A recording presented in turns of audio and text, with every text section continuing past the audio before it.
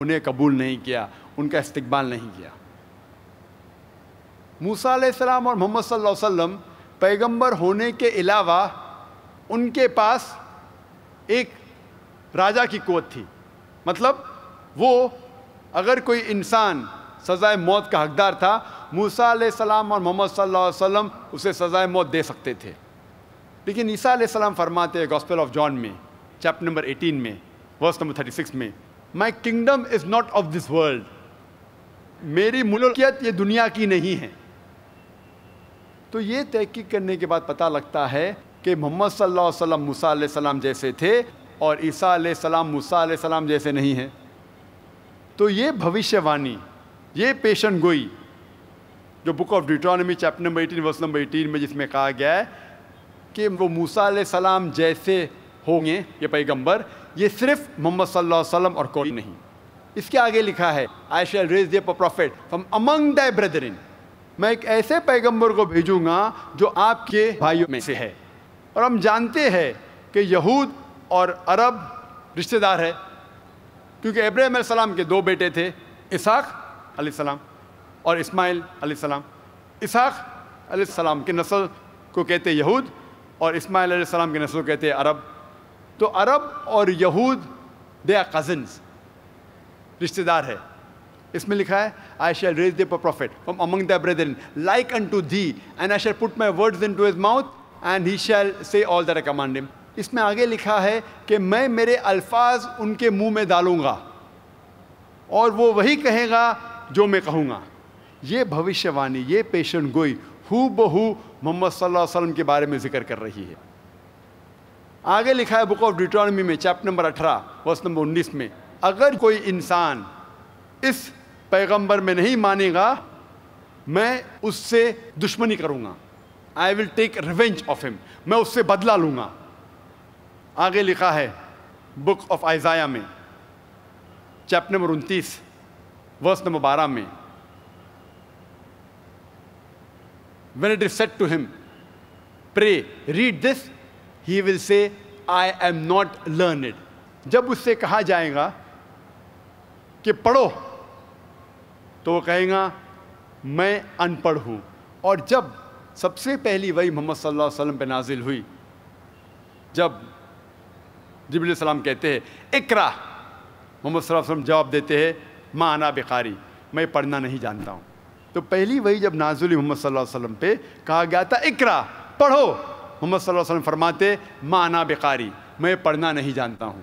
ہو بہو جو بائبل میں اولڈ ٹیسٹمنٹ میں book of Isaiah chapter number 29 verse number 12 میں ذکر آتا ہے، اسی طریقے سے محمد صلی اللہ علیہ وسلم کو پہلی وحی نازل ہوئی تھی۔ محمد صلی اللہ علیہ وسلم کا ذکر بائبل میں نام سے بھی ہے۔ جب آپ پڑھتے old testament song of Solomon chapter number 5 verse number 16، اس میں لکھا ہے کہ حکم ممتقم وی کل محمدم زیدودی زیرائی بین Jerusalem, he is most sweet, he is all together lovely, he is my beloved, he is my friend O daughter of Jerusalem. اس میں ترجمہ کیا گیا ہے کہ وہ بہت اچھا ہے، وہ بہت پیار کرنے والا ہے، وہ میرا دوست ہے، وہ میرا چاہنے والا ہے او ڈاٹر آف جیروسلم۔ اس کے اندر جو لفظ محمدم جو لفظ ہے اس کا ترجمہ کیا گیا ہے آل ٹوگیدر لولی، وہ بہت پیار کرنے والا ہے۔ محمدم سیمیٹک لینگویجز میں عزت دینے کے لیے ام جوڑا جاتا ہے۔ مثال کے طور پہ الہ مطلب خدا، اس کو جوڑا جاتا ہے ام الوہم، خدا کو رسپیکٹ کے لیے۔ اسی طریقے سے محمد کا نام صلی اللہ علیہ وسلم کے آگے جوڑا گیا ام اور ہو جاتا ہے محمدم۔ تو محمد صلی اللہ علیہ وسلم کا ذکر نام سے ہے song of Solomon chapter number 5 verse number 16 میں۔ قرآن مجید میں صاف لکھا ہے سورہ اعراف میں سورہ نمبر 7 آیت نمبر 157 میں، جو اس تقریر کے پہلے قاری صاحب نے تلاوت کی تھی، کہ وہ لوگ مانیں گے ایک ان پڑھ پیغمبر میں جس کا ذکر ہے ان کے توراہ اور انجیل میں۔ تو قرآن مجید میں لکھا ہے کہ محمد صلی اللہ علیہ وسلم کا ذکر ہے توراہ اور انجیل میں۔ آگے جب پڑھتے لکھا ہے سورہ صف میں سورہ نمبر 61 میں آیت نمبر 6 میں کہ عیسیٰ علیہ السلام بھیجے گئے تھے ایک پیغمبر بنا کے بنی اسرائیل کے لیے، اور وہ کہتے ہیں کہ میں آپ کو بشارت دیتا ہوں ایک ایسے پیغمبر کے بارے میں، ایک ایسے شخص کے بارے میں جس کا نام ہے احمد صلی اللہ علیہ وسلم۔ تو قرآن مجید میں لکھا ہے کہ محمد صلی اللہ علیہ وسلم کا ذکر توراہ اور انجیل میں ہے، اور ان کا نام احمد ہے، وہ بھی آئے گا بائبل میں۔ جب ہم نیو ٹیسٹمنٹ پڑھتے ہیں، عیسائی کو اولڈ ٹیسٹمنٹ اور نیو ٹیسٹمنٹ میں دونوں میں ماننا چاہیے، فرض ہے، لیکن وہ نیو ٹیسٹمنٹ میں اور مانتے ہیں۔ جب نیو ٹیسٹمنٹ پڑھتے ہیں، gospel of John chapter number 14 verse number 16 میں لکھا ہے کہ I will pray to my Father to send you a comforter who will abide with you forever۔ میں کہوں گا خدا سے کہ آپ کے لیے ایک کمفرٹر، ایک محسن بھیجے جو ہمیشہ آپ کے ساتھ رہے گا۔ آگے لکھا ہے گاسپل آف جان میں چیپٹر نمبر 15 میں، چیپٹر نمبر 15 ورس نمبر 26 میں، and when my father will send you the comforter he will testify me. اور جب خدا وہ محسن کو بھیجیں گے آپ کے لیے، آپ کے ساتھ رہنے کے لیے، وہ محسن میرے بارے میں کہیں گا۔ لکھا ہے گاسپل آف جان میں چیپٹر نمبر 16 میں ورس نمبر 7 میں، nevertheless I tell you the truth, it is expedient for you that I go away, for if I go not away the comforter shall not come, for if I depart shall he come۔ تو gospel of John chapter number 16 verse number 7 میں لکھا ہے nevertheless I tell you the truth, میں آپ کو حق بات کہہ رہا ہوں، it is expedient for you that I go away، کہ آپ کے لیے بہتر ہے کہ میں جاؤں، for if I go not away the comforter shall not come، کیونکہ جب میں جاؤں گا میں اس محسن کو بھیجوں گا، for if I depart shall he come، میں جانے کے بعد ہی وہ آ سکتا ہے۔ یہ کمفرٹر، یہ محسن کا جو ذکر ہو رہا ہے، جب ہم پڑھتے ہیں گاسپل میں لفظ استعمال کیا گیا ہے پیراکلیٹوس۔ پیراکلیٹوس کے مطلب ہے محسن، کمفرٹر، کائنڈ، دیالو، لیکن صحیح لفظ ہے پیریکلیٹوس۔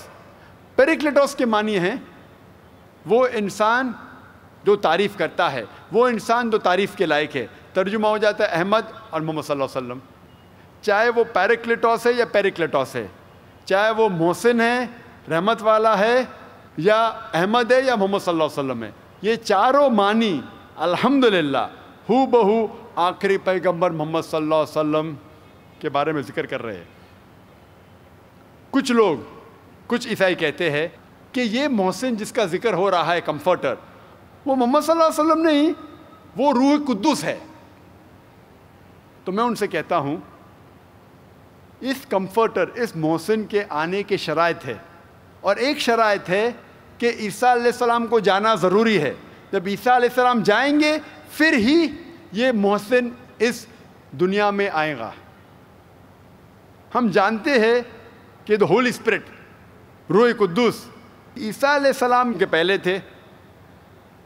He was in the womb of Elizabeth، جب عیسیٰ علیہ السلام پیدا ہوئے اس ٹائم تھے۔ یہ روح قدس جس کے بارے میں عیسائی کہتے ہیں، یہ عیسیٰ علیہ السلام کے پہلے تھے۔ شرط کہہ رہی ہے کہ عیسیٰ علیہ السلام کو جانا ضروری ہے، تب ہی یہ محسن آئے گا۔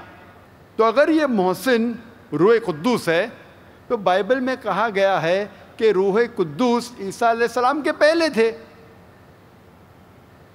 جب الزبتھ کی کوکھ میں جب تھے اس ٹائم روح قدس تھے، عیسیٰ علیہ السلام پیدا ہونے کے پہلے روح قدس تھے، جب عیسیٰ علیہ السلام اس دنیا میں تھے اس ٹائم بھی روح قدس تھے۔ تو یہ محسن روح قدس ہو ہی نہیں سکتا، یہ صرف اور صرف محمد صلی اللہ علیہ وسلم ہے۔ میں اور ایک آخری پیشن گوئی آپ کے سامنے پیش کروں گا محمد صلی اللہ علیہ وسلم کے بارے میں نیو ٹیسٹمنٹ سے، جو گاسپل آف جان ہے chapter number 16 verse number 12 to 14 میں لکھا ہے۔ عیسیٰ علیہ السلام کہتے ہیں I have many things to say unto you, but ye cannot bear them now. For he, when the Spirit of truth shall come, he shall guide you unto all truth. He shall not speak of himself. All that he hears shall he speak. He shall glorify me. اس پیشن گوئی میں لکھا ہے کہ عیسیٰ علیہ السلام کہتے ہیں I have many things to say unto you.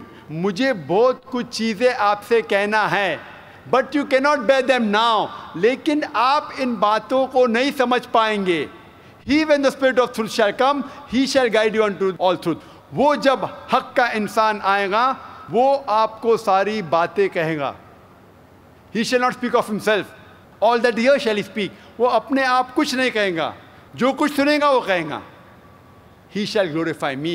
وہ میری تعریف کرے گا. یہ پیشن گوئی صرف اور صرف محمد صلی اللہ علیہ وسلم پہ اشارہ کر رہی ہے. اس سے صاف ظاہر ہوتا ہے کہ محمد صلی اللہ علیہ وسلم کے بارے میں ذکر ہے کہ وہ آخری پیغمبر ہے, عیسائی مذہب کی کتابوں میں بھی. اس طریقے سے محمد صلی اللہ علیہ وسلم نہ ہی صرف قرآن میں کہا گیا ہے کہ وہ آخری پیغمبر ہے, لیکن مختلف مذہبی کتابوں کا مطالعہ کریں گے تب آپ کو پتہ چلے گا کہ محمد صلی اللہ علیہ وسلم کی پیشن گوئی ساری مذہبی کتابوں میں ہے, نہ ہی قرآن میں لیکن ہندو مذہبی کتابوں میں, پارسی مذہبی کتابوں میں, بدھ مذہبی کتابوں میں, یہود مذہبی کتابوں میں, عیسائی مذہبی کتابوں میں صاف طور پہ. کیوں؟ کیونکہ محمد صلی اللہ علیہ وسلم آخری پیغمبر ہے. تو آخرت کے دن پہ کوئی بھی شخص یہ نہیں کہہ سکے گا کہ مجھے نہیں پتا تھا کہ محمد صلی اللہ علیہ وسلم خدا کے آخری پیغمبر ہے. جتنے پیغمبر پہلے آئے وہ صرف اپنی قوم کے لیے بھیجے گئے تھے اور ان کا پیغام محدود تھا ایک وقت کے لیے, جب تک نیا پیغام اللہ سبحانہ و تعالیٰ نازل کریں گے. لیکن کیونکہ محمد صلی اللہ علیہ وسلم آخری پیغمبر تھے, وہ صرف مسلمان یا صرف عربوں کے لیے نہیں بھیجے گئے تھے, وہ ساری انسانیت کے لیے بھیجے گئے تھے. اور میں اس تقریر کو ختم کروں گا قرآن مجید کی آیت سے, سورہ کوثر سے, سورہ نمبر 108 آیت نمبر 1 2 3. انا اعطیناک الکوثر فصل لربک وانحر ان شانئک هو الابتر. ہم نے عطا فرمایا ہے کوثر. محمد صلی اللہ علیہ وسلم کا ذکر ہو رہا ہے. اللہ تعالیٰ فرماتے کہ ہم نے محمد صلی اللہ علیہ وسلم کو کوثر عطا فرمایا ہے, اور وہ اللہ کی طرف عبادت کرتے ہیں, نماز پڑھتے ہیں اور قربانی کرتے ہیں. اور جو کوئی ان کے دشمن ہیں اور جو کوئی محمد صلی اللہ علیہ وسلم کے دشمن ہیں, محمد صلی اللہ علیہ وسلم سے نفرت کرتے ہیں, ہم ان کی جڑ کاٹتے ہیں. وآخر دعوانا الحمدللہ رب العالمین.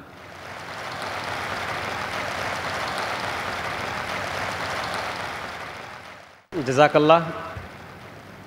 اب ہمارا دلچسپ سیشن شروع ہو رہا ہے.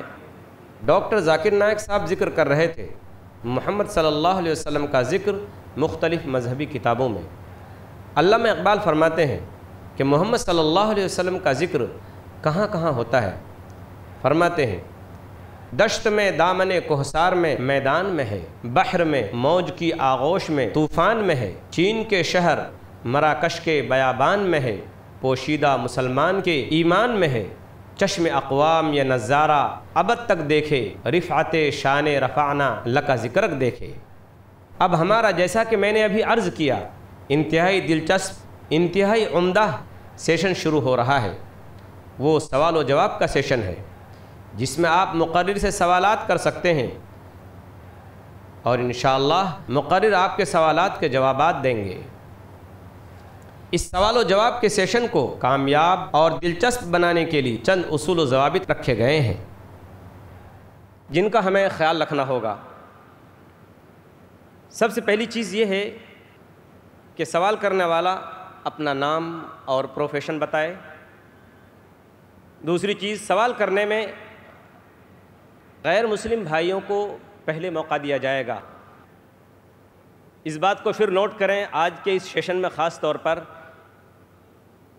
کہ سوال کرنے میں غیر مسلم بھائیوں کو پہلے موقع دیا جائے گا اور انہیں اسلام کے تعلق سے سوال کرنے کی پوری آزادی حاصل ہوگی. پوائنٹ نمبر 3, سوال چھوٹا کریں, مختصر کریں, کوئی لمبی گفتگو نہ کریں بلکہ اپنا نام اور پیشہ بتا کر, پروفیشن بتا کر فوراً سوال شروع کر دیں.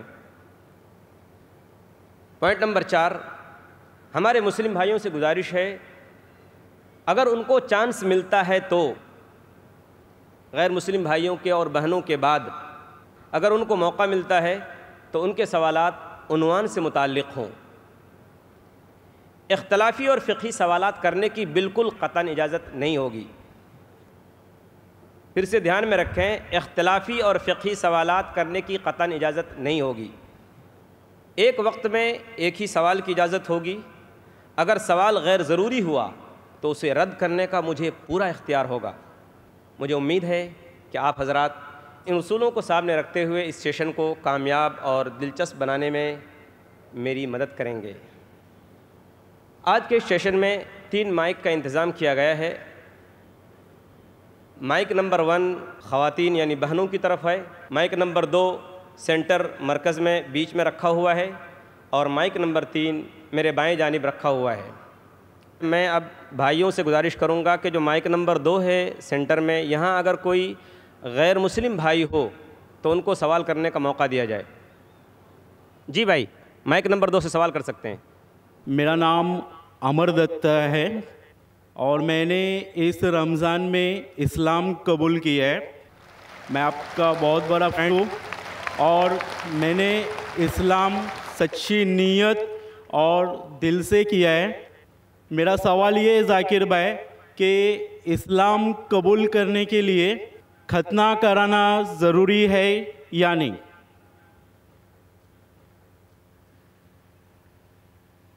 بھائی صاحب ماشاءاللہ، اس رمضان میں اللہ نے ہدایت دی انہیں اور امن کا مذہب قبول فرمایا۔ میں دعا کرتا ہوں اللہ سبحانہ تعالیٰ سے کہ آپ کی انشاءاللہ جد و جہد کو قبول فرمائیں، اس دنیا اور آخرت میں بھی انشاءاللہ آپ سفلتا پائیں گے۔ آپ کا سوال تھا کہ جب غیر مسلم بنتا ہے، اسلام قبول کرتا ہے، تو ختنہ کرنا ضروری ہے کہ نہیں؟ ختنہ کرنا جب ایک انسان مسلمان بنتا ہے تو فرض نہیں ہے لیکن سنت موقدہ ہے۔ فرض نہیں ہے لیکن سنت موقدہ ہے، یعنی بہت اہم سنت ہے۔ It is recommended. کیوں؟ کیونکہ کئی وجہ ہے۔ آپ شاید جانتے ہیں کہ سائنس ترقی کرنے کے بعد سائنس آج یہ کہتی ہے کہ جب ایک بچہ پیدا ہوتا ہے، پیدا ہونے کے بعد اگر اس کی ختنہ ہوتی ہے تو اسے بہت کم چانسز ہے carcinoma of the penis, cancer of the penis ہونے کے بہت کم چانسز ہے۔ اسی طریقے سے کئی بیماریاں ہیں جو ختنہ کرنے کے وجہ سے یہ بیماری اس لڑکے کو، اس آدمی کو ہو نہیں سکتی۔ مثال کے طور پہ دیر از دا پریپیوس وچ از دیر، اس کے وجہ سے وہ زپ میں اٹک سکتا ہے، they can be problem with it. Furthermore آج کی ریسرچ یہ بھی کہتی ہے کہ جو شخص ختنہ کر چکا ہے اس کو ایڈس کے چانسز اور کم ہیں۔ ایسے کئی ریسرچز ہے، آپ اگر میرا کسٹ سنیں گے سائنس کے بارے میں، اس میں اور ڈیٹیل سے کہا ہوں کہ کیوں ختنہ کرنے کو کہا گیا اسلام میں۔ تو محمد صلی اللہ علیہ وسلم کی سنت ہے، ختنہ کرنا چاہیے، بہت اہم سنت ہے، کرے تو بہت اچھا ہے لیکن اسلام میں فرض نہیں ہے۔ Hope the answers the question. Mic number 3 میں اگر کوئی سوال ہو تو کر سکتے ہیں۔ جی برادر۔ السلام علیکم، ڈاکٹر ذاکر نائک صاحب، میرا نام نیلیش امبور ہے، میں اورنگ آباد سے آیا ہوں۔ میرا سوال یہ ہے سر آپ سے، آپ جب کسی ہندو گیتا یا وید کا حوالہ دے کر اگر آپ کچھ بولتے ہیں یا قرآن سے وہ ملتا ہے تو کیا اس کے اوپر ہم عمل کر سکتے ہیں؟ بھائی صاحب کا سوال ہے کہ جب میں گیتا کا حوالہ دیتا ہوں، وید کا حوالہ دیتا ہوں، دوسرے مذہبی کتابوں کا حوالہ دیتا ہوں، جب وہ قرآن سے ملتی ہے تو کیا ہم اس کے اوپر عمل کر سکتے؟ قرآن کی بات یا وید کی بات کریں یا گیتا کی بات؟ گیتا یا وید کی؟ گیتا یا وید۔ تو اگر جو چیز وید اور گیتا میں لکھی ہے اور جو قرآن سے ملتی ہے، کیا ہم ان پہ عمل کر سکتے ہیں؟ میرا کہنا یہ ہے کہ قرآن کو کہا گیا فرقان۔ فرقان مطلب وہ چیز جو سچ اور جھوٹ کے بیچ میں جو ڈفرنس ہے اس کو پہچانتی ہے۔ فرقان یعنی فرق۔ حق اور باطل کے درمیان جو فرق ہے اس کو پہچانتی ہے قرآن. جس طریقے سے میں نے کہا کہ کئی پیغمبر آ چکے محمد صلی اللہ علیہ وسلم کے پہلے، اسی طریقے سے قرآن میں لکھا ہے سورہ رعد میں سورہ نمبر 13 آیت نمبر 38 میں کہ ہم نے ہر دور میں ایک کتاب نازل کی ہے. نام سے صرف 4 کتابوں کا ذکر ہے، توراہ، زبور، انجیل اور فرقان، قرآن. لیکن اس آیت کے مطابق کئی کتابیں نازل کی گئی ہے، ان کا نام سے ذکر نہیں قرآن مجید میں. لیکن جتنی بھی کتابیں قرآن مجید کے پہلے آئے وہ صرف ایک امت کے لیے تھی، ایک گروہ کے لیے تھی، اور وہ سارا پیغام محدود تھا ایک وقت کے لیے. اسی لیے اللہ سبحانہ و تعالیٰ نے، خدا نے یہ ساری کتابوں کو محفوظ رکھنے کے لیے صحیح نہیں سمجھا، کیونکہ یہ محدود تھی اس وقت کے لیے. اسی لیے یہ جتنی کتاب پہلے نازل ہوئی وہ محفوظ نہیں ہے، نہ اس کی ضرورت ہے. لیکن کیونکہ قرآن مجید آخری کلام ہے اللہ سبحانہ و تعالیٰ کا، اسی لیے اللہ سبحانہ و تعالیٰ خود کہتے ہیں سورہ ہجر میں سورہ نمبر 15 آیت نمبر 9 میں کہ ہم نے اس قرآن مجید کو نازل کیا ہے اور ہم اس کی حفاظت کریں گے. تو جتنے پہلے کتابیں آئے ان کے اندر ملاوٹ ہو چکی ہے.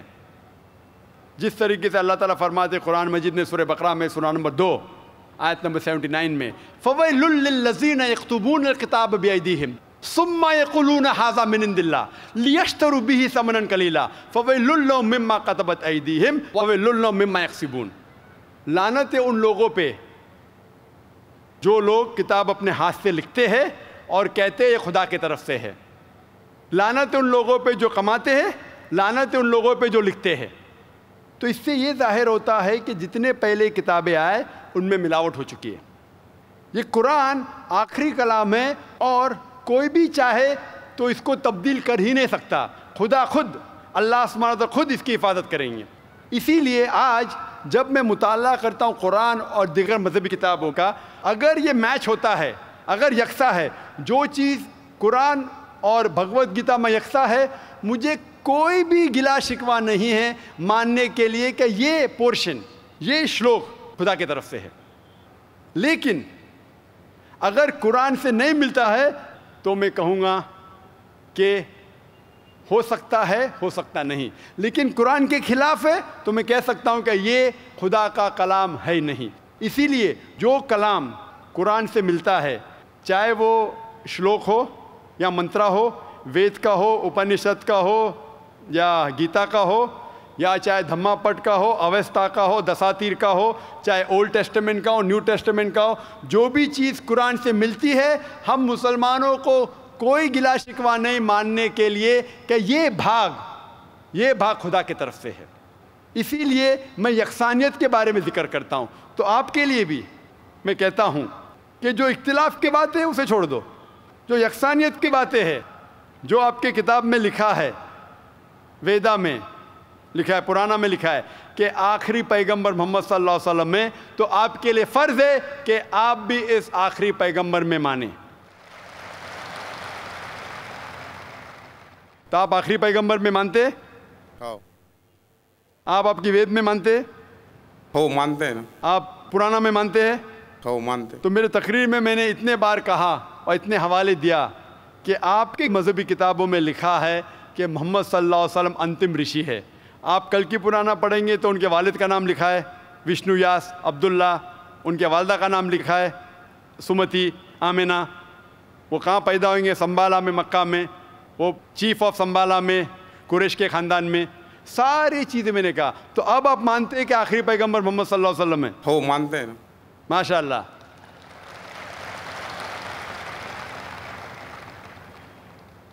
تو آپ مانتے ہیں کہ خدا ایک ہے؟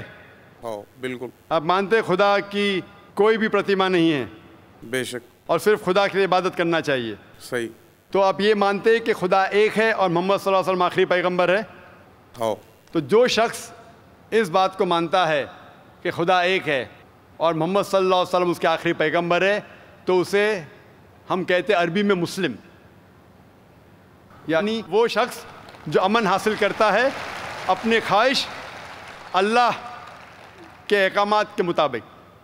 تو آپ مانتے اللہ ایک ہے اور محمد صلی اللہ علیہ وسلم آخری پیغمبر ہے؟ ہو مانتے. تو آپ چاہتے کہ اسلام قبول کرے؟ لا الہ الا اللہ محمد رسول اللہ. ماشاء اللہ ماشاء اللہ ماشاء اللہ سبحان اللہ. آپ سے زبان سے کہہ دیے کہ اللہ ایک ہے، اس کے علاوہ کوئی معبود نہیں عبادت کے لائق، اور محمد صلی اللہ علیہ وسلم آخری پیغمبر، آپ مسلمان ہیں. جس طریقے سے آپ نے سوال کیا مجھے شک ہو رہا تھا کہ ماشاء اللہ آپ مومن ہیں، اور میں دعا کرتا ہوں اللہ سبحانہ تعالیٰ سے کہ آپ کو انشاءاللہ اس دنیا اور آخرت میں سفلتا دے.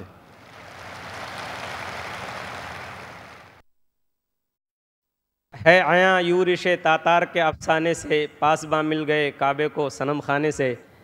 خواتین میں اگر کوئی غیر مسلم خاتون ہوں، کوئی غیر مسلم بہن ہوں تو ان کو موقع دیا جائے. My name is Vanita and I'm working as a marketing executive. مجھے سے پوچھنا تھا کہ میں نے سنا ہے one of my Muslim friend سے کہ آفٹر ڈیتھ سارے مسلمز جو ہے وہ ہیون میں جاتے ہیں and whoever is non-Muslim will go to hell. So I wanted a clarification on this point کہ ہر ایک کی آفٹر ڈیتھ جو ڈیسائیڈ ہوتا ہے وہ اپنے کرم پر ہوتا ہے. تو مجھے اس بات کے اوپر کلیریفیکیشن چاہیے تھے کہ why all Muslim will go to heaven and non Muslim will go to hell. If at all we do good deeds, like if non-Muslim also does good deeds, why they will go to hell? بہن نے اچھا سوال پوچھا ہے کہ ان کی ایک سہیلی نے کہا کہ مسلمان آخرت میں جنت میں جائیں گے، غیر مسلم دوزخ میں جائیں گے.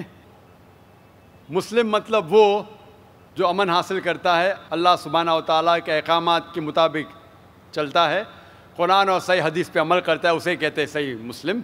یہ بالکل صحیح ہے کہ جو عملی طور پہ صحیح مسلمان ہے وہ انشاءاللہ جنت میں جائے گا.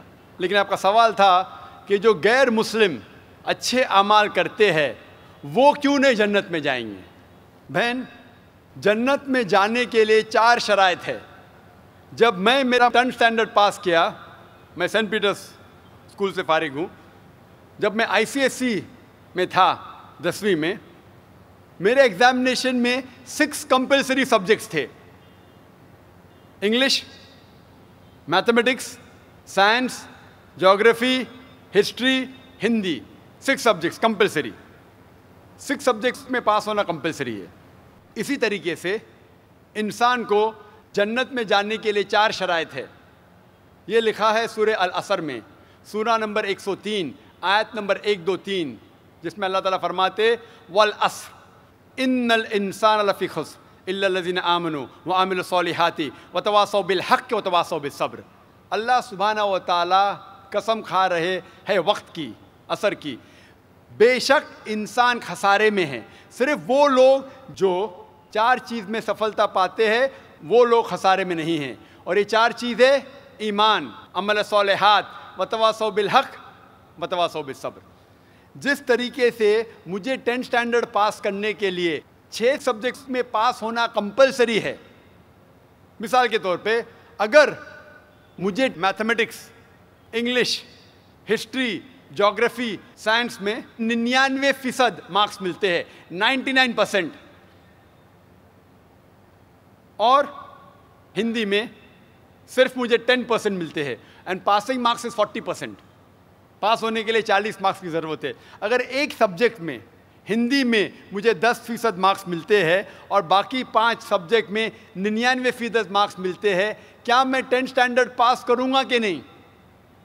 بہن، میں آپ سے پوچھنا چاہتا ہوں، کیا میں 10th اسٹینڈرڈ میں سفلتا پاؤں گا کہ نہیں؟ ایک سبجیکٹ میں 10%، باقی 5 سبجیکٹس میں 99%، کیا میں 10th اسٹینڈرڈ پاس کروں گا کہ نہیں؟ نہیں. کیوں؟ کیونکہ مجھے ہندی میں 10% مارکس ملے، بھلے 99 ملے باقی 5 سبجیکٹ میں، ہندی میں 10 فیل. اسی طریقے سے جنت میں جانے کے لیے سورہ العصر کے حساب سے 4 چیزیں ضروری ہے: ایمان، عمل صالحات، نیک اعمال جو آپ کہہ رہے، وتواصوا بالحق، لوگوں کو حق کی طرف بلانا، وتواصوا بالصبر، لوگوں کو صبر کی طرف بلانا. 4 چیزیں ضروری ہے. ایک بھی چیز اگر ان 4 میں سے مسنگ ہے، موجود نہیں ہے، اگر آپ ایک بھی چیز میں فیل ہوتے ہیں تو آپ جنت میں نہیں جا سکتے. اگر آپ کہتے کہ آپ اچھے انسان ہیں, اعمال میں آپ بہت اچھے اعمال کرتے ہیں. مان لو آپ کو 99 مارکس ملے اعمال میں, 99, لیکن ایمان میں تو آپ فیل ہے. آپ یہ نہیں مانتے کہ اللہ ایک اور محمد صلی اللہ علیہ وسلم آخری پیغمبر ہے جو ساری مذہبی کتاب میں لکھا ہے, تو آپ ایمان میں فیل ہے. آپ کتنے بھی نیک کام کرو, 99% ملے, 100% ملے, باقی 3 حصے میں ایمان میں لیکن فیل ہوئے, تو آپ جنت میں نہیں جائیں گے.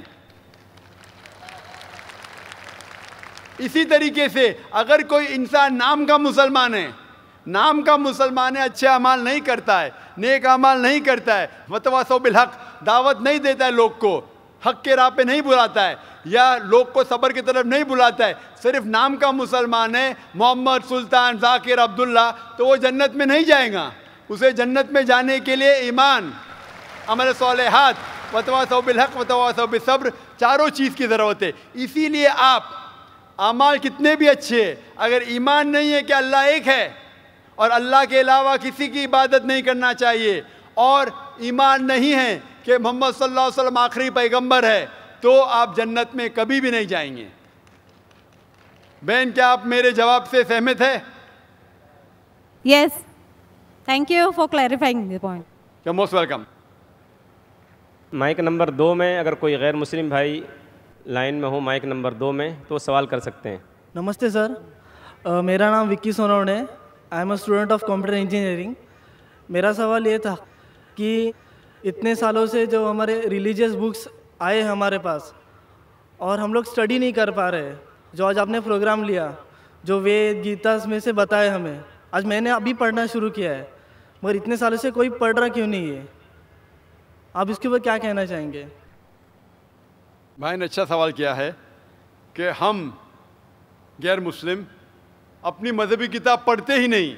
میری تقریر سننے کے بعد بھائی صاحب نے شروع کیا پڑھنا, تو کیوں نہیں پڑھتے؟ کیونکہ اکثر دیگر مذاہب کے دھرم گرو وہ نہیں چاہتے کہ ان کے مذہب کے ماننے والے اپنی مذہبی کتاب پڑھے. کیوں؟ کیونکہ اگر آپ مذہبی کتاب پڑھیں گے تو یہ دیگر مذاہب کے دھرم گرو کی دکان کیسے چلیں گی؟ آپ سمجھے؟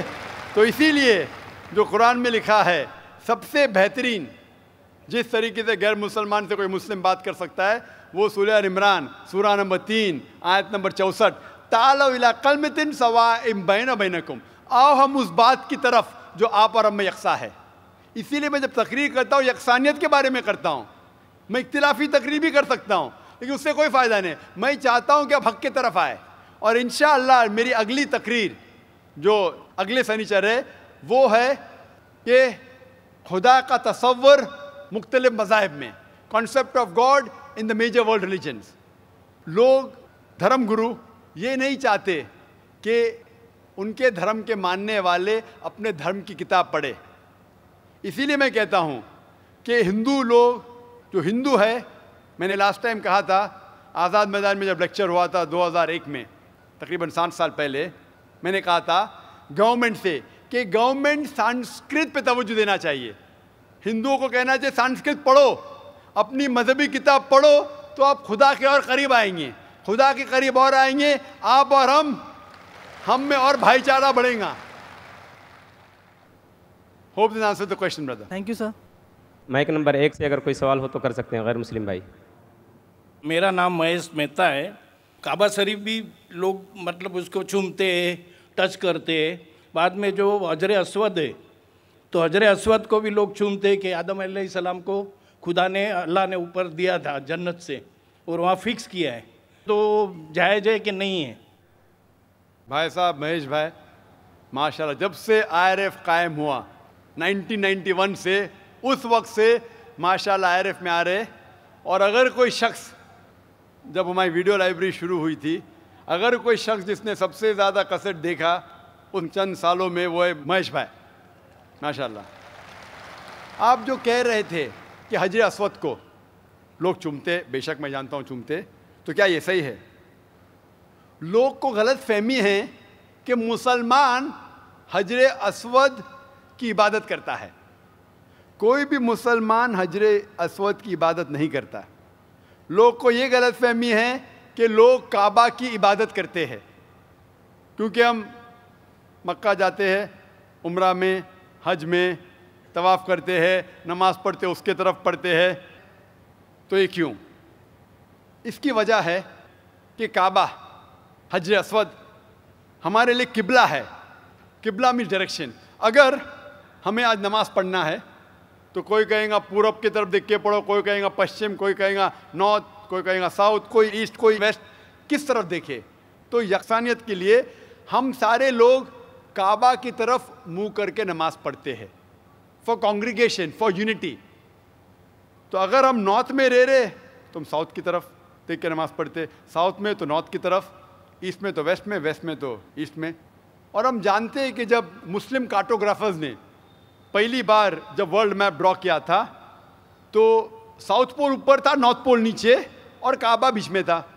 ویسٹرن کارٹوگرافرز آئے اور میپ کو الٹا کیا, north pole top, south pole down, north pole اوپر, ساؤتھ پول ڈاؤن. بٹ الحمدللہ پھر بھی کعبہ بیچ میں ہی ہے, سینٹر. تو کعبہ ہمارے لیے قبلہ ہے, ڈائریکشن. ہم جب جاتے عمرہ کے لیے حج کے لیے ہم کعبہ کے گول, حجر اسود کے گول, کعبہ کے گول ہم طواف کرتے ہیں. ہم طواف اس لیے نہیں کرتے کیونکہ ہم اس کی عبادت کرتے, ہم طواف اس لیے کرتے ہیں کیونکہ اللہ کا پیغام ہے, اللہ کا احکام ہے, ہمارے رسول کا احکام ہے. لیکن منطق سے میں سوچوں, لاجک سے سوچوں تو یہ سوچ سکتا ہوں کہ ہر سرکل کا ایک سینٹر ہے, ایک محور ہے, ایک سینٹر. کیونکہ ہم مانتے ہیں کہ اللہ ایک ہے, خدا ایک ہے, اسی لیے ہم کعبہ کے گول طواف کرتے ہیں یہ دکھانے کے لیے کہ اللہ خدا ایک ہے. جیسے آپ نے فرمایا کہ مسلمان چومتے ہیں, بالکل صحیح فرماتے ہیں. میں تو میرے بیٹے کو بھی چومتا ہوں. کل آپ کہیں گے کہ بیٹے کی عبادت کرتا ہوں, اس کا جواب دوں گا میں. ایک حدیث ہے صحیح بخاری کی, والیوم نمبر 2, حضرت عمر رضی اللہ عنہ جو سیکنڈ خلیفہ تھے اسلام کے, وہ یہ حجر اسود کو دیکھ کے کہتے ہیں کہ یہ کالا پتھر نہ ہی میرے لیے کچھ اچھا کر سکتا ہے نہ میرے لیے کچھ برا کام کر سکتا ہے, کیونکہ میرے آخری رسول محمد صلی اللہ علیہ وسلم سے چوما, اس سے میں چوم رہا ہوں. It can neither benefit me, it can neither cause me harm. نہ مجھے کوئی نقصان پہنچا سکتا ہے نہ مجھے کوئی فائدہ پہنچا سکتا ہے, کیونکہ محمد صلی اللہ علیہ وسلم نے چوما اس لیے میں چوم رہا ہوں. یہ الفاظ دوسرے خلیفہ حضرت عمر رضی اللہ عنہ کہ کافی ہے بتانے کے لیے کہ ہم مسلمان حجر اسود کی عبادت نہیں کرتے.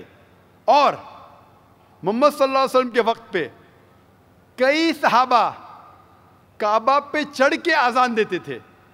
اگر کوئی مسلمان کعبہ یا حجر اسود کی عبادت کرتا ہے, کوئی بھی بت پرست جو بت کی عبادت کرتا ہے اس پہ کبھی بھی نہیں چڑھے گا. تو یہ کہنا کہ ہم کعبہ یا سنگ اسود یا حجر اسود کی عبادت کرتے ہیں, کئی صحابہ نے کعبہ پہ چڑھ کے اذان دی, تو یہ ثابت ہے کہ ہم نہ کعبہ نہ حجر اسود کی عبادت کرتے ہیں, ہم صرف اس کو قبلہ مانتے ہیں. اور کیونکہ اللہ کے رسول نے چوما اس لیے ہم چومتے ہیں, ہم اس کی عبادت نہیں کرتے. Hope that answers the question. خواتین کی طرف مائک نمبر 3 میں اگر کوئی غیر مسلم خاتون سوال کرنا چاہتی ہوں تو کر سکتی ہیں. My name is Vijay Lakshmi and I'm working with the shipping company as a fleet personal executive. And see, about 2 months before, I just felt like I should read Quran, I should know more about Islam. And so I just felt like, asked one of my friends who was there in the train, whom I didn't knew, ki what's Quran? So she told me, okay, fine, this is what it is. I read about it and I really loved reading it. And then once upon, like I read all about Muhammad sallallahu alaihi wasallam and the sunnatins and all, the ways of life and everything. And I found it to be so beautiful. Like it taught me how to live, you know, which the life I never led before. It was like so beautiful and I couldn't explain, I can't explain now too, like how I feel coming into Islam and knowing about Allah. And like today I have surrendered myself to the laws of Islam and Muhammad, but I can't. But the problem is that I can't tell my parents, nor my relatives, nor my brother, like, what is Allah? I want to tell them, ki, what is Allah? Like, you just ask one thing. Like, today I asked, I wanted to be over here and listen to your bayan. And I just thought, oh, I could be there with you and to listen to your bayan. And see, today evening, all alone, I'm over here to listen to you. The faith, the confidence, the faith in whatever I asked, like, no, I want this. And I do get that. But that faith, that love, that affection, I had never seen in all these years in my life. But now I feel that it's like I can't explain in which world I have come into now. But the same way, I want to explain my parents what Islam is. But they're not ready to accept what it is. How am I supposed to make them explain? Who is Allah? What is Allah? Sister asked a very good question. बहन ने सवाल किया है कि वो चाहती थी. Will I understand Urdu? Is it fine? Can you understand Urdu, Hindi, or do you want me to reply in English? No, I can understand Hindi and Urdu as well. That's fine. Good, you're like me. My English is more powerful than my Urdu, Hindi. बहन ने सवाल किया है कि वो चाहती थी कि कुरान मजीद पढ़े, और चंद महीने पहले, 2-3 महीने पहले, उसने एक मुसलमान दोस्त से पूछा है और कुरान मजीद पढ़ा है, और कुरान मजीद पढ़ने के बाद इतना अमन महसूस करने लगी, और मोहम्मद सल्लल्लाहु अलैहि वसल्लम को जानने के बाद कि आज वो कहती है कि I have surrendered to the will of Allah and the teaching of Mohammad सल्लल्लाहु अलैहि वसल्लम. वैसे वो खुशी से खुद जो अल्लाह के अहकामात है और मोहम्मद सल्लल्लाहु अलैहि वसल्लम के पैगामात है उनके ऊपर अमल करने की ख्वाहिश है और सरेंडर कर चुकी है अल्हम्दुलिल्लाह, जो एक सच्चा मुसलमान करता है. वो कहती है कि मेरे दिल में इतना सुकून है, लेकिन ये बात मैं मेरे वालिदैन से कैसा करूं, वालिद से कैसे कहूं, वालदा से कैसे कहूं, भाई से कैसे कहूं, और वो ये बात को नहीं मानेंगे. किस तरीके से मैं उन्हें अल्लाह सुब्हाना व तआला के बारे में कहूं. बहन, आज जो मेरी तकरीर थी मोहम्मद सल्लल्लाहु अलैहि वसल्लम का ज़िक्र मुख्तलिफ़ मज़हबी किताबों में, तो जो आज आपने यहाँ सुना वो आज जाके कहो अपनी वालदा से, अपने भाई से कि मैंने तकरीर सुनी. एक शख्स जो अपने आप को ज़ाकिर कहता है, वो कहता है कि मोहम्मद सल्लल्लाहु अलैहि वसल्लम हिंदू मज़हब की किताब में भी है, और हिंदू मज़हबी किताब के हिसाब से वो आखिरी पैगंबर है. वो मोहम्मद सल्लल्लाहु अलैहि वसल्लम लोग जिसे कहते हैं वो सही इंसान नहीं, क्योंकि मैं जानता हूँ कि गैर मुसलमानों को मोहम्मद सल्लल्लाहु अलैहि वसल्लम के बारे में गलत फहमी है. और जो कुछ मैंने इस तकरीर में बयान किया, जो भी आप याद रख सके वो आप अपने वालिदैन और अपने भाई से फरमाएं. जहाँ तक कि अल्लाह का ताल्लुक़ है कि अल्लाह के बारे में किस तरीके से मैं मेरे वालिदैन को कहूँ, अगले शनिचर जैसे मैंने कहा 22 तारीख को मेरी तकरीर है खुदा का तसव्वुर मुख्तलिफ़ मज़हब में, concept of God in various world religions. और इसमें इंशाअल्लाह जिस तरीके से आज मैंने साबित किया मोहम्मद सल्लल्लाहु अलैहि वसल्लम आखिरी पैगंबर है मुख्तलिफ़ मज़हबी किताबों से, उस दिन एक हफ़्ते बाद इंशाअल्लाह मैं ये साबित करूँगा कि हर मज़हब में ज़रूरी है कि एक ही ईश्वर है, एक ही खुदा है, एक ही अल्लाह है, और इस ईश्वर की कोई प्रतिमा नहीं है, ना कोई बुत है, और सिर्फ़ हमें इसकी इबादत करना चाहिए. तो ये दोनों तकरीर सुनने के बाद जो दोनों मेन पिलर्स है, मेन रुकन हैं, इस्लाम के मेन रुकन है जो कलमा भी है कि मानो कि एक खुदा है और उसके अलावा किसी की इबादत नहीं करना चाहिए, और मोहम्मद सल्लल्लाहु अलैहि वसल्लम उसके आखिरी पैगंबर और बंदे हैं. ये ज़रूरी है मानने के लिए, कोई इंसान को मुस्लिम बनने के लिए. मेरा ये कहना है कि जब भी आप अपने घर वालों से बात करते हैं तो यकसानियत की बात करो, इख्तिलाफी बात मत करो. ये मत कहो कि इसमें ये गलत लिखा है, ये मज़हबी किताब में हिंदू में ये गलत है, ये मत कीजिए. अल्लाह ताला फरमाते हैं सूरह अल इमरान में सूरह 3 आयत नंबर 64 में, तालौ इला कलमतिन सवाइन बैनना बैनकुम, आओ हम उस बात की तरफ जो आप और हम में यकसा है. सबसे पहली बात अल्लाह नाबुदा इल्लल्लाह, कि हम सिर्फ एक अल्लाह सुब्हाना व तआला की इबादत करते हैं. लेकिन जब आप इस्लाम कबूल किए اور اسلام پہ عمل کرنا شروع کیے. آپ کو یہ احساس دلانا ہوگا اپنے گھر والوں کو کہ آپ ایک اور بہترین انسان ہیں. آپ جو پہلے تھے وہ دوسرے انسان ہیں اور آج جو ہے وہ اور دوسرے انسان ہیں. آپ کو اپنی والدہ سے اور محبت کرنا چاہیے. محمد صلی اللہ علیہ وسلم فرماتے کہ والدہ کے پیر کے نیچے جنت ہے. مسند احمد کی صحیح حدیث ہے. تو آپ کو یہ احساس دلانا ہوگا کہ آپ اپنی والدہ سے اور محبت کرتے ہیں, آپ کے والد سے اور محبت کرتے. جو آپ ان کی بات پہلے نہیں مانتے تھے آج ماننا شروع کرو. صرف وہ چیزیں